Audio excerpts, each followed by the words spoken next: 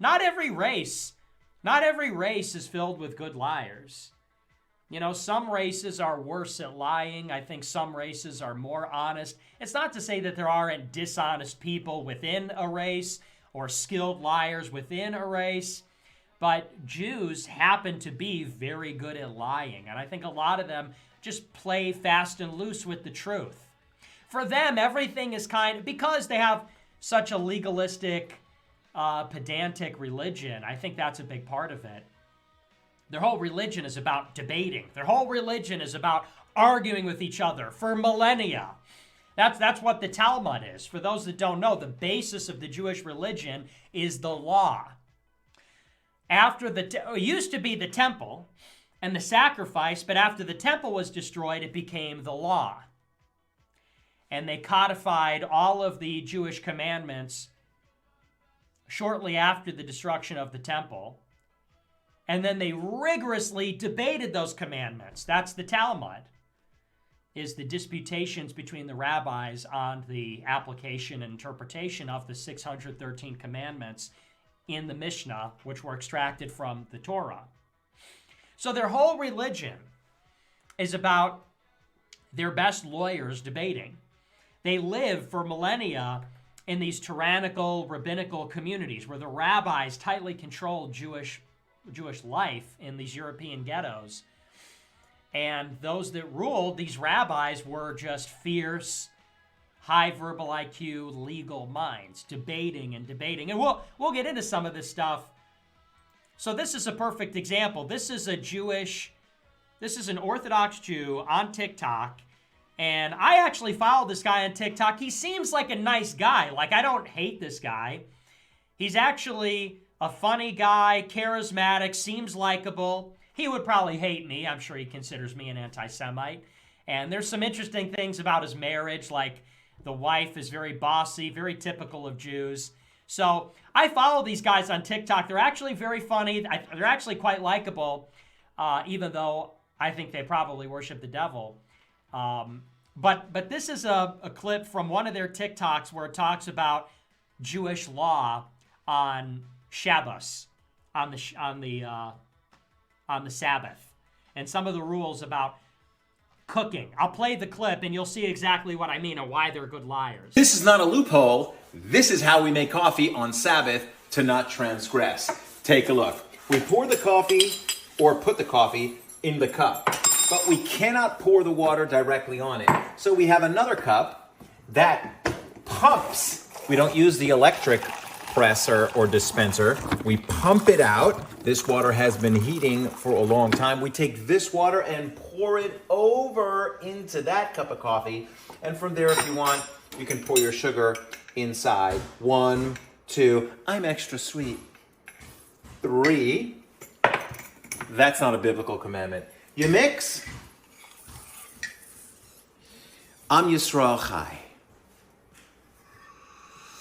Whoa, that's hot. Now, the reason is because we don't cook on Shabbos, pouring boiling water onto these coffee kernels, if you call them. That's cooking. Halacha says, Jewish law says, that the pot that the water was boiling has the power when it's poured to actually cook. And we don't cook, so we pour it into another cup. From this cup, the second cup, we can pour it in, and thereby making sure we don't transgress a biblical commandment. A lot of these are not loopholes. In fact, all of them are not loopholes. These are parameters in order not to transgress a biblical commandment. The Jewish person does not want to transgress anything. Happy Shabbos and a beautiful birthday. Okay? So, in case you missed it, he says that on the Sabbath, Jews are not allowed to cook. So if he were to go to his coffee maker and plug it in with electricity and have the coffee maker prepare the coffee by pressing the water with electricity, filtering it through the coffee, well, that would be against Jewish law. That would constitute cooking. That would be prohibited. So what they do instead is they heat the water before the Sabbath. They pump the water by hand, into a cup, and then they pour the hot water from that cup into coffee grounds. And because there's this because they don't plug it in, and because there's this intermediary step of pouring the water first and then pouring it on the coffee in a second separate motion, that no longer constitutes cooking. Technically, it's not cooking. It's not preparing the food. Okay? And this is where you realize a lot of things about Jews. You start to realize the salience of what Jesus teaches about the Pharisees. And there's much has been said about the Pharisees from Christians. That a lot of Protestants say that Catholics are Pharisees. And they talk about how any kind of organized religion, any kind of clergy, any kind of ritual or tradition, they say is Pharisaical. It's man-made. You hear this from Protestants. But when you see how contemporary Jews operate, you realize this is literally what he was talking about. We're not talking about going to church. We're not talking about having religious authority. We're talking about things like this, which are obviously convoluted, completely convoluted. So you're telling me that if he put the cup of coffee under the water pump and pumped it, that would be against Jewish law. That would be cooking.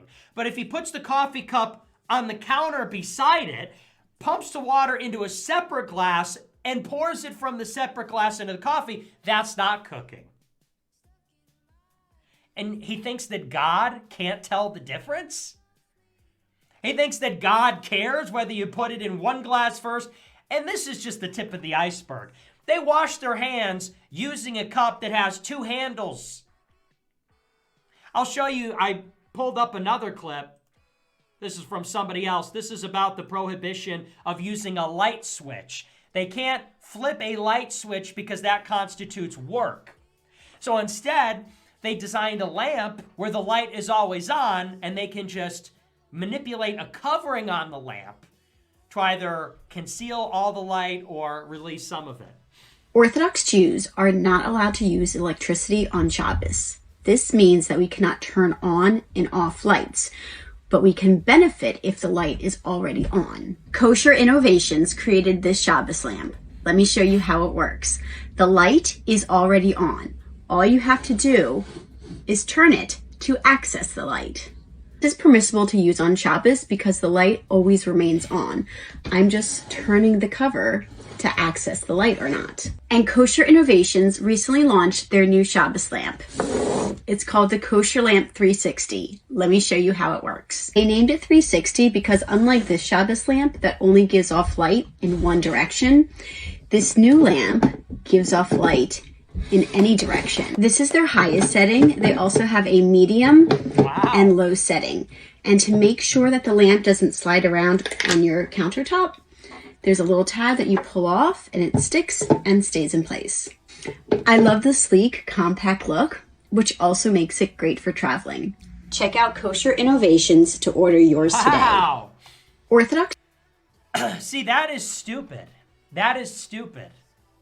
Do you think there's any difference between walking into a room and pressing a switch, pressing a button and the light comes on? Or going over to a lamp and releasing a cover so that the light can shine through? Is there any difference? Of course not. Of course not. It's a completely convoluted category to say, well, work is to press the button which calls the current or connects the circuit and allows the light to go on versus putting a covering on and off of an already connected circuit, already connected light. That's a completely convoluted category that one would constitute work and one doesn't, or one would constitute something that is permitted by God's law and one isn't. God revealed himself to man so that he could tell man, don't turn the lights on Saturday. Don't make the coffee. Don't make the coffee from Friday to Saturday. You instead have to pour it into a different glass. So these people had been doing this nonsense for 2,000 years. That's what the Talmud is. The Talmud, over 2,000 years, is rabbis going back and forth with these finite 613 commandments and finding ways to apply them and finding ways to interpret them, such as these. And there's a number of other Jewish traditions like Midrash, where they will read a certain contemporary meaning into a Bible story to get out of some theological jams. Their whole religion is about this. And so this is why they're very good at, that's why they're all lawyers. That's why they're good at talking. That's why they're good at sophistry, because their people have been doing it and sexually selected for doing this for thousands of years. And that's why they're also very competent liars. So anyway, the Red Scare girls said, oh, Nick doesn't know any Jews. Of course I know Jews. They're very skilled liars. They're very committed liars and skilled. Some of them are. And they're very good at it. They lie like it's nothing. In Christianity, that's a total sin to lie. But for them, that's kind of the basis of the religion is lying. So, on the contrary. And by the way, I know some good ones. I know some bad ones. It's like anything else. I don't hate people for who they are. I have a lot of Jewish friends, and, many of the Jewish friends I know are very intelligent, and they're very funny, and they're very loyal, they're very charismatic, So some of the people that are Jews are some of my favorite people. Just like, I know some black people that are my favorite people. I know some Slavic people that are my favorite people. Okay, I'm a lover of people. But people have attributes. Groups of people, in general, do have attributes. Generalities are real, and that is one of them. So